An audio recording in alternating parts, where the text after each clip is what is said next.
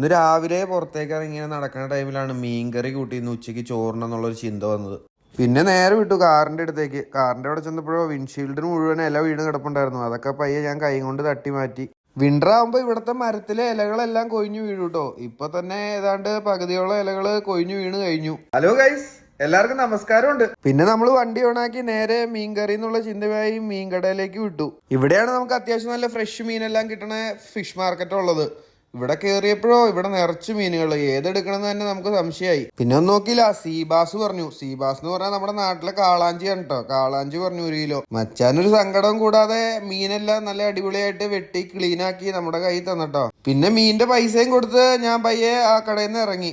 പുറത്തേക്ക് ഇറങ്ങിയപ്പോഴോ അതേ ഒരു ഏഷ്യൻ ഷോപ്പ്. പിന്നെ ഒന്നും നോക്കിയില്ല, ഒന്ന് കയറി കണ്ടിട്ട് വരാമെന്ന് കരുതി നോക്കിയപ്പോ നല്ല പച്ചമാങ്ങ കിടക്കണു.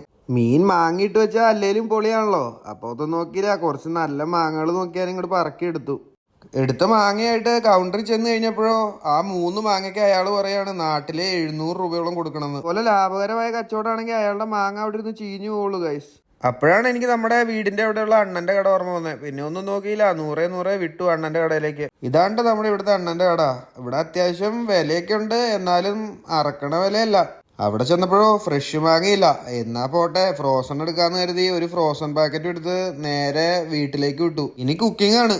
ജാക്കറ്റൊക്കെ ഊരിയിട്ട് ഞാൻ പയ്യെ കുക്കിംഗ് എന്നുള്ള കടമയിലേക്ക് കിടന്നു. എന്നിട്ട് നല്ല ചോറും മീൻകറിയും കൂട്ടി ഞാൻ അങ്ങോട്ട് തട്ടി. അപ്പോൾ ഇന്നത്തേക്ക് അത്രേ ഉള്ളൂ. ശുഭദിനം.